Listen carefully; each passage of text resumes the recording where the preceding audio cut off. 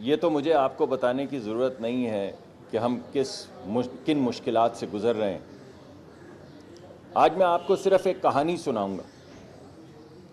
فیصل آباد سے تقریباً 50 میل دور ایک چھوٹا گاؤں، اور اس گاؤں میں ایک چھوٹی سی دکان، ایسی دکان نہیں جو آپ کو گلبرگ میں یا کلفٹن میں یا ڈیفنس میں یا F6 میں نظر آتی، ایسی دکان جس کے اوپر کوئی تختی نہیں ہوتی، کوئی نام نہیں ہوتا۔ ایک چھوٹے سے گاؤں کے چھوٹے سے کونے میں وہ دکان ہوتی ہے، اور اس کو چلانے والے کریم بھائی کو پورا گاؤں جانتا ہے، اور کریم بھائی ہر شخص کو اس کے نام سے پہچانتے ہیں گاؤں کے۔ تو مہنگائی آ جاتی ہے، ہر چیز مہنگی ہو جاتی ہے، آٹا مہنگا ہو جاتا ہے، چاول مہنگے ہو جاتے ہیں، گیہوں مہنگا ہو جاتا ہے، تیل کھانا پکانے کا مہنگا ہو جاتا ہے، یعنی ہر چیز مہنگی ہو جاتی۔ لیکن کریم بھائی اپنی قیمتوں میں اضافہ نہیں کرتے۔ کیوں نہیں کرتے؟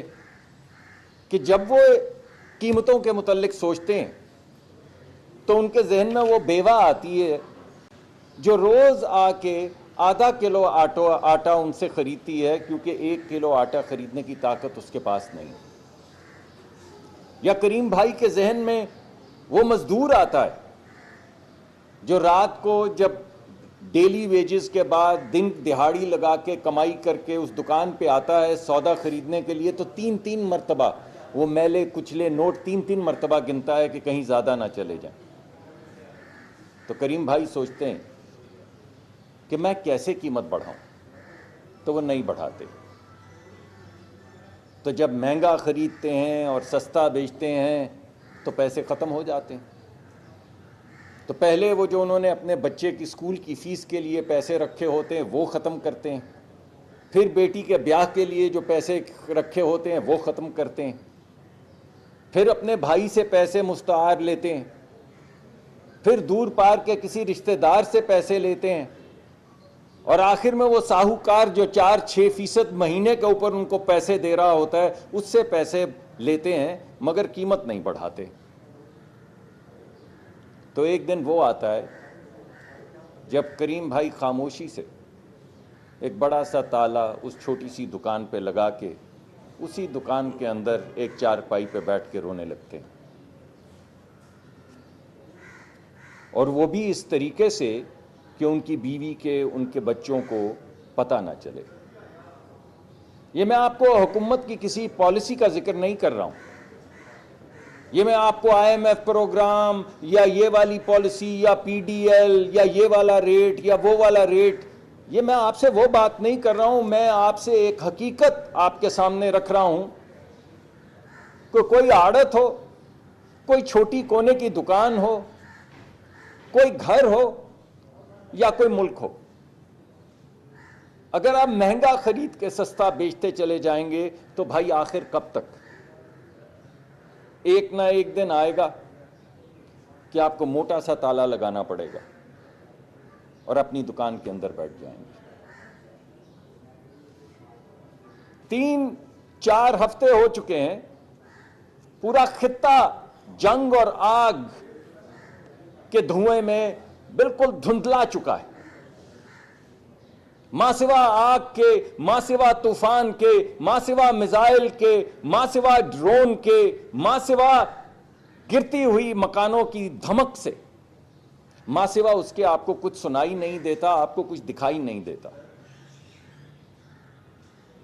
لیکن اس پورے وقت میں 3-3.5 ہفتے حکومت ایک آہنی دیوار بن کے، جو طوفان تھا مہنگائی کا، جو طوفان تھا تیل کی قیمت کا، وہ آپ کے سامنے ایک سیسا پلائی دیوار بن کے کھڑی رہی۔ آپ کو یہ معلوم ہے، سب آپ کو بتا رہے ہیں، تقریباً 130 ارب روپے، 129 اگر میں اسپیسیفکلی کہوں، ارب روپے خرچے گئے۔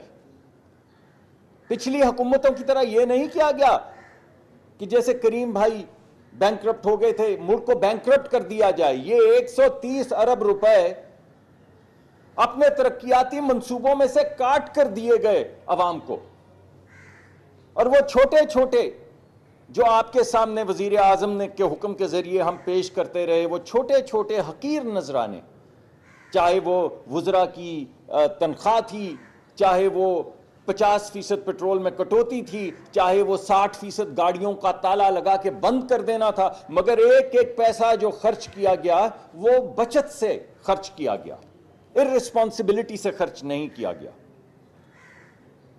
مگر میرے بھائیوں دوستو، آخر کب تک یہ انسسٹینیبل ہو رہا تھا؟ آپ سوچیں، جس طرح کریم بھائی کی میں نے اگزامپل دی کہ اس نے اپنے بچوں کے لیے کچھ اسکول کے لیے پیسے جمع کر رکھے تھے، کچھ اپنی بیٹی کی شادی کے لیے پیسے جمع کر رکھے تھے، ہمارے ہاں بھی آپ کی خدمت کرنے کے لیے ہم نے جتنی امپورٹ کرنی ہوتی ہے ہم خزانے میں وہ ذخیرہ رکھتے ہیں، اور اگر وہ ذخیرہ گھٹنا شروع ہو جائے جس کو ہم فورن ریزروز کہتے ہیں، تو وہ کب تک گھٹے گا اور کتنا گھٹے گا کہ اس سے پہلے ہم بریک لگا دیں؟ تو ہمارے پاس جو چوائس تھی وہ یہ ہے کہ ہم تیل کی قیمت پاس کر دیں یا تیل لا ہی نہ سکے، یعنی جو ڈالر چاہیے تیل لانے کے لیے وہ ڈالر ہی نہ رہیں۔ تو ہم نے ارسپانسبلٹی نہیں، رسپانسبلٹی کے ساتھ فیصلہ کیا کہ اگر حکومت کے خزانے میں اتنی جگہ نہیں ہے تو اس تیل کی بڑے بھاری دل سے اس تیل کی بڑھتی ہوئی قیمت جو ہے اس کو پاس آن کر دیا جائے، مگر پاس آن غریب پر نہیں کیا جائے، غریب پر نہیں کیا جائے۔ یہ وزیر اعظم کا فیصلہ ہے۔ وزیر اعظم نے کہا پرائس بڑھائیں، مگر صرف ان لوگوں پر، وہ بھی بھاری دل سے، جو صاحب حیثیت ہے۔ تو اس ملک میں غریب کو بچائیں۔ تو اس ملک میں غریب کون ہے بھائی؟ آپ صبح نکلتے ہیں تو کوئی امیر زادہ تو آپ کو بس میں سفر کرتا نہیں ملتا، تو بسوں کے کرائے جو ہیں وہ وفاقی حکومت میں بھی، پنجاب میں بھی اور دیگر صوبے بھی اس پہ کام کر رہے ہیں، وہ مفت کر دی گئی۔ اور غریب کون ہے؟ اور غریب ہمارا کسان ہے، وہ دہقان ہے جو گرمی میں، شدت میں آ رہی ہے گرمی، ابھی آپ کو نظر آ جائیں گے پسینے سے شرابور اپنے کسان جو سارا دن کھیتوں میں کام کرتے ہیں تاکہ آپ کی ٹیبل پہ اناج آ سکے شام کو۔ تو یہ فیصلہ کیا گیا کہ 1500 روپے پر ایکڑ غریب کسان کو دیے جائیں جس کے پاس 25 ایکڑ تک کی زمین ہے، امیر اپنا بوجھ خود اٹھائیں۔ تو غریب کو بچایا گیا۔ اور غریب کون؟ اور غریب ہے جو موٹر سائیکل چلاتا ہے، مڈل کلاس، ہمارے بچے ہیں، ہمارے نوجوان ہیں جنہوں نے کالج جانا ہے، اسکول جانا ہے، کام کرنا ہے، ڈیلیوری کرنی ہے۔ تو ان کو بچانے کے لیے یہ فیصلہ کیا گیا کہ 100 روپے 1 لیٹر کے پیچھے ان کو تحفظ دیا جائے۔ اور ہم نے باقاعدہ کیلکولیٹ کیا کہ اگر روز کا 1 لیٹر موٹر سائیکل میں ڈلتا ہو تو 22 لیٹر بنتے ہیں، تو وہ 20 لیٹر جو بنتے ہیں ان کے اوپر 100 روپے تک کی سبسڈی دے دی گئی، یعنی جو بھی مارکیٹ میں قیمت ہوگی وہ 100 روپے کم دیں گے۔ اور غریب کون؟ اور غریب وہ ہے جو بس پہ ٹریول کرتا ہے۔ آپ جائیں لاری اڈے جائیں، میں اس وقت لاہور میں ہوں، لاہور کا لاری اڈا ہے، دیکھ کر بتائیں وہاں پہ کوئی کرولا، کوئی سیوک، کوئی بڑی گاڑی، کوئی مرسیڈیز کھڑی ہو، اور غریب لوگ ہیں یار۔ غریب وہ ہے جو لاری اڈے پہ بس لیتا ہے اور بس لے کے جاتا ہے یہاں سے ڈیرہ غازی خان تک، وہ ہے غریب۔ تو اس کے لیے 100 روپے ڈیزل، یعنی وہ تمام بسیں جو شہروں کے درمیان چلتی ہیں ان کو 100 روپے پر لیٹر کی سبسڈی دی جا رہی ہے، اور بسوں کو 1 لاکھ روپے کی سبسڈی دی جا رہی ہے ماہانہ۔ مگر اس ہدایت کے ساتھ، اور سخت ہدایت کے ساتھ، کہ آپ اگر 1 لاکھ روپے خزانے سے لیں گے تو اب آپ قیمتیں نہیں بڑھائیں گے۔ اسی طرح آپ جو روز کھانا کھاتے ہیں، یہ کیا ہے؟ یہ کھانا کہاں سے چلتا ہے؟ آپ کا فروٹ کوئٹہ سے چلتا ہے، خضدار سے چلتا ہے، پشاور سے چلتا ہے، اور آپ کے گھر کی دہلیز تک پہنچتا ہے تو ٹرکوں پہ آتا ہے۔ یا گندم چلتی ہے اور پورے ملک میں پھیلتی ہے تو ٹرکوں پہ جاتی ہے۔ یا چاول ہے وہ اگر آپ نے کھانے ہیں تو وہ ٹرک پہ لادا جاتا ہے، پھر گودام میں لے کر جاتے ہیں، پھر وہاں سے وہ پہنچتا ہے دکان تک. تو یہ تمام چیزیں جن سے کھانے پینے کی اشیاء کی قیمت بڑھتی ہے، ان کے اوپر بڑے ٹرک پہ 80,000 روپے ماہانہ تک کی سبسڈی، ہر لیٹر کے پیچھے 100 روپے ڈیزل پہ، اور چھوٹے ٹرکوں پہ 70,000 روپے کی سبسڈی اور 100 روپے پر لیٹر کی. تو ٹرکوں کے ذریعے جو کھانے پینے کا سامان جاتا ہے اسے بھی بچا لیا. غریب بچہ جو روزگار کی شکل میں موٹر سائیکل پہ نکلتا ہے اسے بھی بچا لیا. وہ غریب مزدور جو بس لے کر جاتا ہے دن کی دہاڑی لگانے اسے بھی بچا لیا. وہ تمام لوگ جو شہر شہر اپنے ماں باپ کو ملنے اپنی نوکری کے سلسلے میں ٹریول کرتے ہیں بسوں کے اوپر، ان کو بھی بچا لیا. تو صرف وہ لوگ جو صاحب حیثیت جو موٹر گاڑیاں 1-1 کروڑ روپے کی چلا رہے ہیں ان لوگوں پہ کچھ اضافی بوجھ پڑا ہے، باقی سب کو بچا لیا.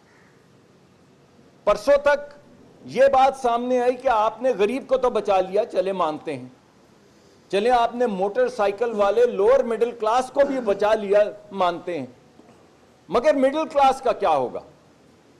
تو کل وزیر اعظم نے یہ فیصلہ کیا، جیسے پہلے وہ 3-4 ہفتے ایک دیوار بن کر یہ جو پرائس انکریز آ رہی تھی اور ایک عام آدمی کے درمیان کھڑے تھے، اسی طرح انہوں نے دوبارہ فیصلہ کیا کہ لیوی کے 80 روپے کاٹ دیے جائیں پٹرول کی قیمت سے. تو کل رات سے پٹرول کی قیمت 378 روپے ہو گئی اور موٹر سائیکل کے لیے 278 روپے ہو گئی. یعنی مڈل کلاس کے لیے 378 روپے ہو گئی اور غریب آدمی اور لوور مڈل کلاس کے لیے 278 روپے ہو گئی، کیونکہ اس کو 100 روپے کی اب 378 پہ سبسڈی ملے گی. یہ تو جو آپ کی اناؤنس ہوئی تھی پرائس اس سے بھی کم ہے بھائی. تو کوشش یہ کی گئی کہ سب کو بچا لیا جائے. آج بھی وزیر اعظم کے دل میں ایک ہی نقشہ ہے اور وہ ہے عزت کی زندگی، ڈگنیفائیڈ لائف. وہ ہم سب کو کہتے ہیں، یا آپ کو انفارمیشن کے وزیر ساتھ کھڑے ہیں، ان سے پوچھ لیجئے، آپ ان سے کچھ پوچھ لیں، لوگ آتے ہیں ان کے پاس جی ڈی پی اور یہ ہو گیا اور فارن ایکسچینج اور ایکسٹرنل سیکٹر، وہ آخر میں ایک ہی سوال پوچھتے ہیں کہ مجھے یہ بتاؤ کہ ایک کسان جس کا کچا پکا گھر ہے وہ عزت آبرو سے زندگی گزار سکتا ہے یا نہیں؟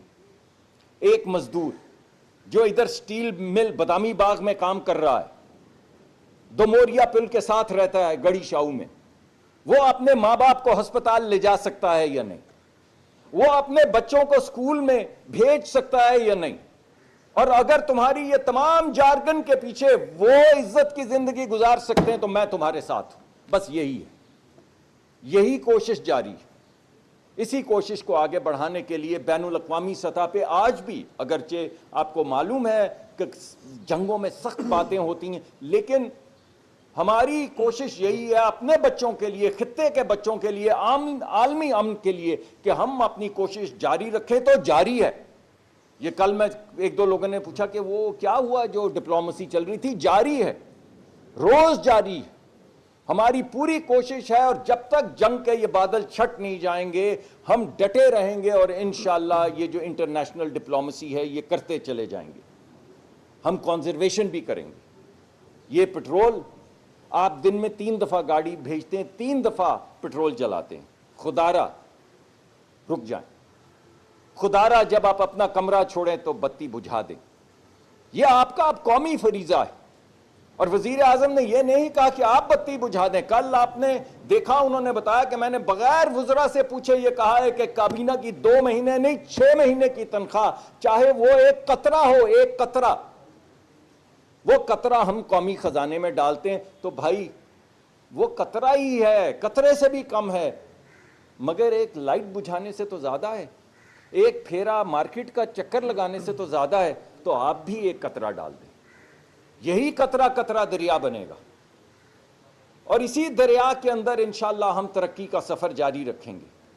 اور انشاءاللہ وہ وقت دور نہیں جب ہمیشہ کی طرح یہاں زلزلے آئے تو پاکستانی قوم کھڑی رہی، یہاں سیلاب آئے تو پاکستانی قوم کھڑی رہی، یہاں پہ جنگیں ہوئیں اور پاکستانی قوم کھڑی رہی، تو آج پاکستانی قوم کیوں نہیں کھڑی رہے گی، کیوں سرخرو نہیں ہوگی؟ یہ تو جنگ بھی ہماری نہیں ہے۔ تو بس یہ ایک دکھی دل کے ساتھ میں آپ کے سامنے حاضر ہوا ہوں۔ وزیر اعظم روز ہمیں ہدایت کرتے ہیں کہ یہ سب ہم کر رہے ہیں، لیکن بوجھ تو پھر بھی غریب آدمی پر پڑ رہا ہے۔ وہ جو عورت جس نے دوپٹے میں اپنے چند روپے جوڑ کے گرہ باندھی ہوتی ہے، اس گرہ کی حفاظت ہمارا فرض ہے۔ سو جب تک یہ حکومت رہے گی ہم اپنا فرض ادا کرتے رہیں گے۔ بہت شکریہ۔ میں بڑا مشکور ہوں ڈاکٹر مصدق ملک صاحب کا، جنہوں نے بڑی تفصیل سے موجودہ جو تیل کا بحران ہے پوری دنیا میں، جس سے دنیا کے تمام ممالک متاثر ہو رہے ہیں، اس پر روشنی ڈالی۔ اور دیکھیے، بات احساس کی ہے۔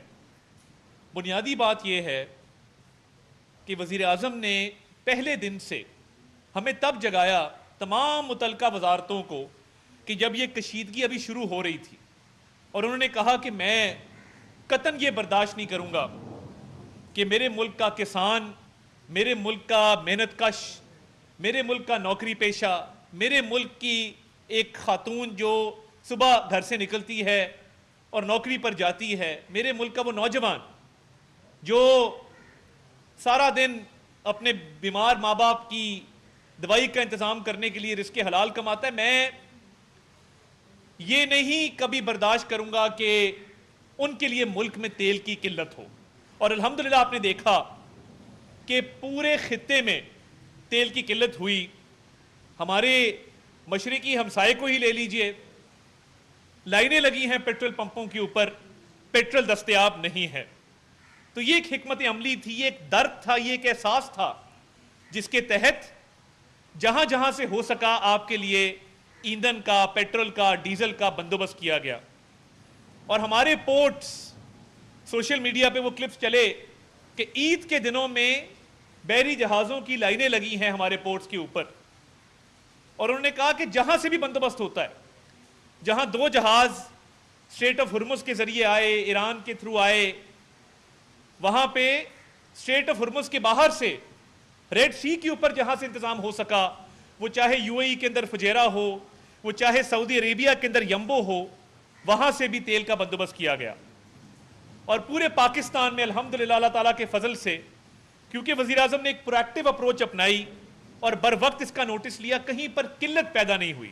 قلت ہمارا مسئلہ نہیں پاکستان کا، ہمارا مسئلہ یہ ہے کہ جنگ کی وجہ سے جو سپلائی لائنز جو افیکٹ ہوئی ہیں اور جس کی وجہ سے قیمتیں اوپر گئی ہیں، تاریخ میں بین الاقوامی سطح پر قیمتیں کبھی اتنا اوپر نہیں گئی تھیں۔ اب جس طرح ڈاکٹر صاحب نے کہا کہ تیل خریدنے کے لیے ڈالرز جو ہیں وہ ریکوائرڈ ہوتے ہیں، تو ہم نے بہت احتیاط کے ساتھ چلنا ہے کہ ہم تیل اتنا استعمال کریں جتنے کی ہمیں ضرورت ہے۔ اور دیکھیے، یہ کہنا بڑا آسان تھا کہ سبسڈی دے دی، لوگ بڑے آرام سے کہہ دیتے ہیں کہ سبسڈی دے دی۔ میں آپ کو بتا نہیں سکتا کہ کتنے راتیں وزیر اعظم جاگے، ان کی پوری ٹیم نے کس طریقے سے ارک ریزی کی، دن رات لگائے کہ ایک ایک پائی جوڑ کے 129 ارب روپے 3 ہفتے تک، جب پوری دنیا میں اور اس خطے میں لوگ پریشانی کا شکار تھے، لائنوں میں لگے ہوئے تھے، تیل مل نہیں رہا تھا، قیمتیں اوپر جا رہی تھی، پورے 3 ہفتے وزیر اعظم نے یہ بوجھ عوام پر نہیں آنے دیا، اور انہوں نے کہا کہ پیٹرول کم کرو، اور سرکار نے شروعات کی، 50% کٹوتی کر دو تمام سرکاری تیل میں، 60% گاڑیاں بند کر دو، وزیروں کی مشیروں کی تنخواہیں بند کر دو، جو ترقیاتی منصوبے 100 ارب وہاں سے کاٹ دو، جہاں جہاں سے ہو سکا پیسے جوڑ کر۔ اور وزیر اعظم نے کہا کہ میں عید پر، خصوصی طور پہ عید کے تہوار پر، میں اپنے لوگوں کو یہ اذیت برداشت نہیں کرنے دوں گا۔ اور عید اچھی گزری، اور الحمدللہ قیمتیں نہیں بڑھی اس ملک کے اندر۔ مگر یہ حالات ہمارے پیدا کردہ نہیں ہیں، یہ تمام ممالک اس کا سامنا کر رہے ہیں، اور جب کشیدگی بڑھی تو آپ نے دیکھا کہ اب وہ ٹائم آیا کہ جب ایک نیشنل رسپانس کی ضرورت تھی. وزیر اعظم نے تمام لوگوں کو اکٹھا کیا, تمام متعلقہ حکام بیٹھے ایک کمرے کے اندر, جس میں چاروں وزرائے اعلیٰ تھے, جس میں پی ایم اے جے کے, چیف منسٹر گلگت بلتستان, تمام نیشنل لیڈرشپ کو اکٹھا کیا اور کہا کہ اب نیشنل رسپانس کی ضرورت ہے. ہم جتنا بوجھ اٹھا سکتے تھے ہم نے اٹھایا. تو اب جو آپ کے سامنے ڈاکٹر صاحب نے ایک سبسڈی کا پیکج بتایا, یہ ہمارا نیشنل رسپانس ہے, جس کے تحت وفاقی حکومت بھی بوجھ اٹھا رہی ہے, صوبائی حکومتیں بھی بوجھ اٹھا رہی ہیں, اور ان طبقات کو جو محروم ترین ہیں, جو مستحق ترین ہیں, ان کے تحفظ کے لیے کام کر رہے ہیں. کیونکہ جب سبسڈی آتی ہے تو لینڈ کروزر والا بھی اس سے اتنا فائدہ اٹھاتا ہے جتنا کہ ایک موٹر سائیکل والا فائدہ اٹھاتا ہے. تو اس لیے یہ نظام وضع کیا گیا. اور دیکھیے مہنگائی بڑھتی ہے جب گڈز ٹرانسپورٹ, پبلک ٹرانسپورٹ کے کرایوں میں اضافہ ہو. الحمدللہ اسلام آباد ہو, پنجاب ہو, کرایوں کا بالکل جو اضافہ تھا روک دیا گیا ہے, اور پبلک ٹرانسپورٹ مفت کر دی گئی ہے. سندھ نے بھی کرایوں میں اضافہ روک دیا ہے, وہ اضافہ نہیں کرنے جا رہے. اور اب جو سبسڈی آئے گی, جو ٹرکس کو, بسز کو, وینز کو ملے گی, اس سے بھی عام آدمی کو سہولت ہوگی. اور یہ جب سارا کچھ ہو گیا اور قیمتیں بڑھ گئیں, میں جس شہباز شریف کو جانتا ہوں اس نے ہار نہیں مانی. انہوں نے کہا کہ میں تب تک چین سے نہیں بیٹھوں گا جب تک میرے لوگ تحفظ محسوس نہ کریں. کہ ان معاشی مشکلات میں میں نے ان کا بھرپور تحفظ کیا ہے. وہ آخری دم تک پرائسنگ فارمولے کے اوپر اپنی ورکنگ کرتے رہے, اور انہوں نے کہا کہ میں رستہ نکال کے چھوڑوں گا کہ یہ مزید پیٹرول کی قیمت میں کمی کیسے کی جا سکتی ہے. اور الحمدللہ جہاں پر آپ کی نیک نیتی ہو, آپ محنت کریں, رستے نکلتے ہیں, اللہ تعالیٰ آپ کی مدد کرتا ہے. تو تیل کی انکریز کے بعد انہوں نے لیوی میں 80 روپے کمی کی, اور آج آپ دیکھ رہے ہیں کہ جو پیٹرول 458 روپے کا تھا وہ 378 روپے کا مل رہا ہے. تو لوگ ہمیں پوچھ رہے تھے کہ بھئی لیوی کم کیوں نہیں کرتے. اب obviously اس پرائسنگ فارمولا کے اندر بہت ساری چیزیں ایسی ہیں جس پر بہت زیادہ ایفرٹ ریکوائرڈ ہوتی ہے, آپ کی 100 طرح کی کمٹمنٹس ہوتی ہیں. مگر وزیراعظم نے کہا کہ میں عوام کو ریلیف دے کر رہوں گا, مجھے ان کے دکھ کا, درد کا احساس ہے, اور یہ ان کی کاوش تھی کہ جس سے 80 روپے کی یہ مزید کمی کی گئی. اور ابھی بھی وہ روز ایک جائزہ اجلاس ہوتا ہے, تمام متعلقہ وزارتوں کو وہ کٹہرے میں کھڑا کرتے ہیں اور وہ کہتے ہیں مجھے آج کی کارکردگی بتاؤ کہ آج تم نے عوام کو سہولت دینے کے لیے کیا کیا. اور تمام وزارتیں اپنی کارکردگی پیش کرتی ہیں کہ جی آج ہم نے یہ فارمولا بنایا ہے, آج یہ بنایا ہے. تو جس طرح ڈاکٹر صاحب نے کہا کہ آپ یقین رکھیے اور آپ اعتماد رکھیے کہ جو انسانی طور پر ہو سکتا ہے وزیراعظم کی قیادت میں وفاقی حکومت, صوبائی حکومتیں کر رہی ہیں آپ کے لیے, اور سفارتی سطح پر بھی ہماری کوششیں جاری ہیں. تو آپ کو بالکل تنہا نہیں چھوڑیں گے. یہ سبسڈیز جائیں گی. وزیراعظم نے ایک ڈیجیٹل والیٹ کا انتظام کیا ہے پبلک ٹرانسپورٹ کے لیے, گڈز ٹرانسپورٹ کے لیے, کہ یہ ڈائریکٹ کیش ٹرانسفر ہوگا, جس طرح رمضان شریف کے اندر ڈائریکٹ کیش ٹرانسفر ہوا ایک شفاف نظام کے تحت. تو ہماری کوشش جاری ہے, ہماری کاوش جاری ہے, اور ہم دن رات ایک کریں گے. اور وزیراعظم اس پر پوری طرح متحرک ہیں کہ ہم اپنی عوام کو پروٹیکٹ کریں, اور دعا ہے کہ انشاءاللہ تعالی امن لوٹے تاکہ حالات معمول کی طرف لوٹیں اور دوبارہ پاکستان میں ترقی کا سفر جاری ہو. مگر ان مشکل حالات میں بھی میں آپ کو کہنا چاہتا ہوں کہ ہم نہ صرف آپ کے ساتھ کھڑے ہیں, بلکہ وزیراعظم کا یہ حکم ہے تمام وزارتوں کو, تمام صوبائی حکومتوں کو, کہ آپ کے لیے سہولت پیدا کی جائے. اور اس پہ کوئی بھی شخص میں دیکھ رہا ہوں وہ چین سے نہیں بیٹھا ہوا, ہر کوئی اپنی تگود و کوشش کر رہا ہے. اور انشاءاللہ تعالی آپ کو پریشانی سے, مشکل سے بچانے کے لیے جو بن سکے گا وہ ہم کریں گے انشاءاللہ تعالی, آخری حد تک جائیں گے. مگر آپ کو یہ یقین رہے کہ جو ہو سکتا ہے وہ کر بھی رہے ہیں اور آئندہ بھی کرتے رہیں گے. آپ کا بہت بہت شکریہ.